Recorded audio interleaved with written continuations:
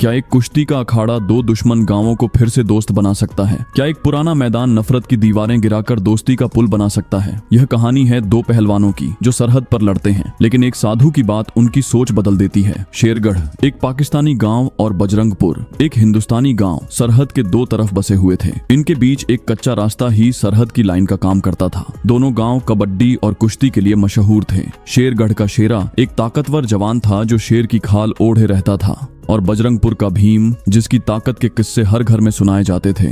ये दोनों अपने अपने गांव का गर्व थे। एक हफ्ते के बाजार वाले दिन दोनों गांवों के लोग सरहद पर जमा हुए। वहां बात कुश्ती तक पहुंच गई। शेरा ने भीम को ललकारते हुए कहा, तुम्हारे गांव के लोग हमारे खेतों में घास चराते हैं, आज तेरी कमर तोड़ दूंगा। भीम ने हंसते हुए जवाब दिया, तुम्हारे बच्चे हमारी सरहद पार करके पतंग उड़ाते हैं, आज तुम्हें जमीन चटा दूंगा। लोगों ने तुरंत एक गोल घेरा बना दिया। कुश्ती शुरू हुई। धूल उड़ने लगी, पसीना बहने लगा और नारों से आसमान गूंज उठा। कुश्ती जोरों पर थी। शेरा ने भीम को उठाने की कोशिश की, लेकिन भीम ने ताकत लगाकर उसे पीछे धकेल दिया। तभी बजरंगपुर के ठाकुर रंजीत चिल्लाए, यह धोखा है, शेरा ने गलत तरीका अपनाया है। शेरगढ़ के मलिक बख्श ने गुस्से से कहा, तुम्हारा पहलवान हार रहा है, इसलिए इल्जाम लगा रहे हो। बात बिगड़ गई। दोनों तरफ से लड़ाई शुरू हो गई। डंडे, पत्थर और लाठियां उछलने लगीं। सरहद पर अफरा तफरी मच गई। उसी वक्त एक बूढ़ा साधु जो सरहद के पास एक छोटी सी झोपड़ी में रहता था आगे आया। उसकी सफेद दाढ़ी और गहरी आंखें सबको चुप करा गईं। वह जोर से बोला, रुको, क्या तुम्हें पता है यह अखाड़ा क्या है? सब शांत हो गए। साधु ने जमीन से एक पुराना पत्थर उठाया जो धूल में दबा हुआ था। उस पर लिखा था, यहाँ जो हारे वो दोस्ती जीते। साधु ने बताया कि 1947 से पहले यह अखाड़ा दोनों गांवों का साझा था, जहां पहलवान लड़ाई नहीं बल्कि दोस्ती के लिए कुश्ती करते थे।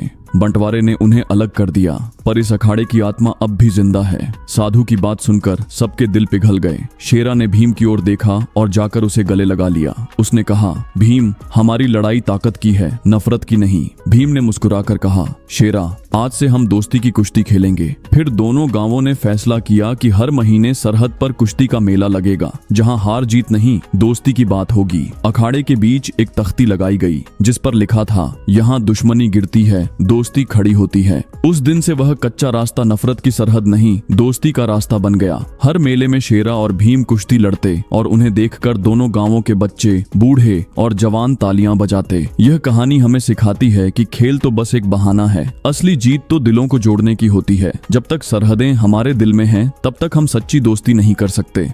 क्या एक छोटा सा खेत दो गांवों के बीच लड़ाई करवा सकता है, या एक पुराना नक्शा सरहद की नफरत को दोस्ती में बदल सकता है? ये कहानी है एक खेत की जो पाकिस्तान और भारत के किसानों के बीच झगड़े की वजह बना, बट एक छुपे हुए सच ने सबको एक नया सबक सिखाया। पाकिस्तान का गांव खैरपुर और भारत का गांव राजनगर सरहद के दोनों तरफ बसे हुए थे। इन दोनों के बीच एक छोटा सा खेत था जिसके बीच से ही सरहद की बाढ़ फेंस गुजरती थी। ये खेत कई सालों से विवाद का कारण बना हुआ था। खैरपुर का किसान रहीम कहता था, ये जमीन हमारी है, हमारे बाप दादा यहाँ खेती करते थे। वहीं राजनगर का किसान सुरजीत कहता, ये जमीन हमारी सरहद में है, तुम्हारा कोई हक नहीं बनता। एक सुबह रहीम अपने हल के साथ खेत में आया तो देखा सुरजीत भी अपने हल लेकर आ गया। दोनों ने एक दूसरे को ललकारा। रहीम ने कहा, ये जमीन हमारी है, यहाँ से जाओ। सुरजीत बोला, तुम सरहद पार कर रहे हो, ये हमारी जमीन है। बात बढ़ती गई और दोनों गांवों के लोग वहां जमा हो गए। लाठियां उठ गईं, डंडे निकल आए और लड़ाई बस शुरू ही होने वाली थी। इसी बीच खैरपुर के एक बुजुर्ग बाबा फरीद वहां आए। वो अपनी पुरानी किताबें और कागज साथ लाए थे।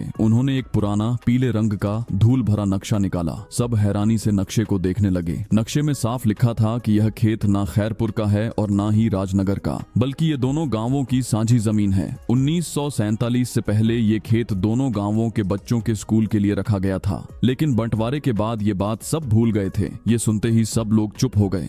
रहीम और सुरजीत ने एक दूसरे की तरफ देखा। रहीम ने कहा, हम आपस में लड़ रहे थे, जबकि ये जमीन तो हम सबकी है। सुरजीत ने सिर हिलाया और बोला, हमें शर्म आनी चाहिए, हमने अपने बुजुर्गों का वादा भूल गए। इसके बाद दोनों गांवों ने मिलकर फैसला किया कि इस खेत पर स्कूल बनेगा, जहां दोनों गांवों के बच्चे साथ पढ़ सकें। फिर स्कूल की तैयारी शुरू हुई। खैरपुर के लोगों ने ईंटें दी और राजनगर वालों ने सीमेंट का इंतजाम किया। दोनों ने मिलकर एक खूबसूरत स्कूल बनाया। स्कूल के दरवाजे पर एक तख्ती लगाई गई, अमन का स्कूल, जमीन सबकी, मोहब्बत सबकी। रहीम और सुरजीत ने मिलकर स्कूल का उद्घाटन किया। बच्चों की हंसी खेत में गूंजने लगी जहां कभी झगड़ा होने वाला था। यह कहानी हमें सिखाती है कि जमीन के झगड़े नफरत को जन्म देते हैं, लेकिन सच्चाई और प्यार सरहदें मिटा देते हैं। जब हम अपने बुजुर्गों की बातें और मादी के सबक याद रखते हैं तो दुश्मनी भी दोस्ती में बदल जाती है। सोचो, एक छोटे से गांव में जहां हर सुबह बच्चों की हंसी और बस की आवाज से दिन शुरू होता है, वहां एक दिन ऐसा आता है जिसने पूरे गांव को हिला दिया। लेकिन यह कहानी सिर्फ डर की नहीं बल्कि हिम्मत, दोस्ती और जीत की है।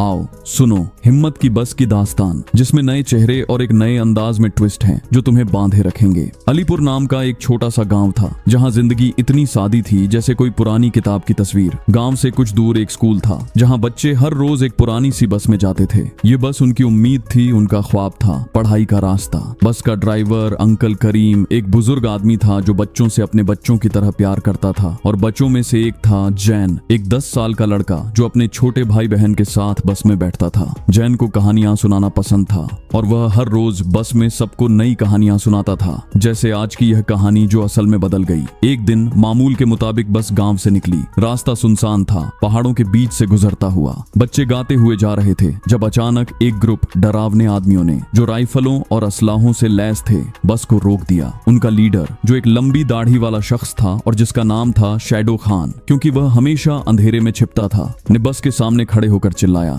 ये बस दोबारा इस रास्ते पर नजर ना आए, अगर दिखी तो फिर खैर नहीं।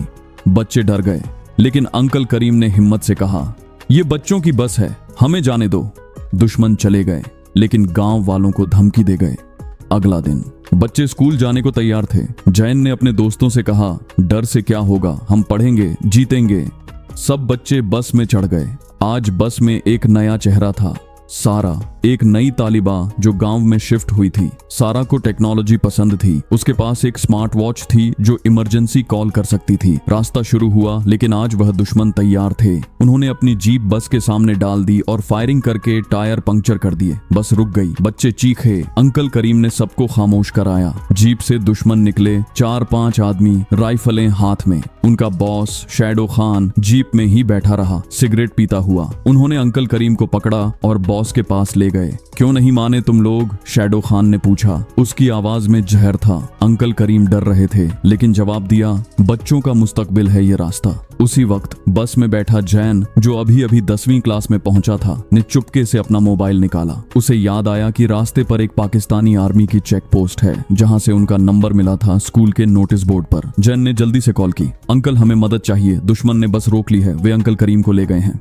दूसरी तरफ से आवाज आई, बेटा फिक्र मत करो, हम आ रहे हैं। शैडो खान अभी अंकल करीम से पूछताछ कर रहा था जब रास्ते के दोनों तरफ से पाकिस्तानी आर्मी की गाड़ियां आ गईं। ये गाड़ियां पूरी तैयारी के साथ थीं। जवान राइफलें लेकर उतरे और ऊपर से एक हेलीकॉप्टर गुंजायमान था जो जैसे फलक से उतरा हो। जवानों ने देखते ही फायरिंग शुरू की। हेलीकॉप्टर ने मिसाइल से उनकी जीप को उड़ा दिया। बूम! शैडो खान मारा गया, उसका साम्राज्य खत्म। बाकी दुश्मन भाग गए, लेकिन एक को जवानों ने पकड़ लिया जो जख्मी था। आर्मी के कप्तान अहमद, एक नए चेहरे वाले जवान जो गांव के करीब पोस्टेड थे, ने बच्चों के पास आए। तुम सब बहादुर हो, उन्होंने कहा। जैन को थपकी दी। सारा ने अपनी वॉच से वीडियो रिकॉर्ड की थी जो सबूत बनी। जवानों ने सब बच्चों और अंकल करीम को हिम्मत दी। एक नई बस मंगवाई गई जो चमकदार और महफूज थी और सबको उसमें सवार किया गया। पुरानी बस को मरम्मत के लिए भेज दिया। पकड़े गए दुश्मन को जीप में बांध कर ले गए। गांव में सुकून आ गया। लोगों ने मिलकर एक जश्न का इंतजाम किया। गांव के मैदान में लाइट्स, म्यूजिक और खाना। आर्मी के जवान इनवाइट किए गए। कप्तान अहमद और उनकी टीम आए। लोगों ने उन्हें गिफ्ट्स दिए, हाथ से बने शाल, फलों की टोकरियां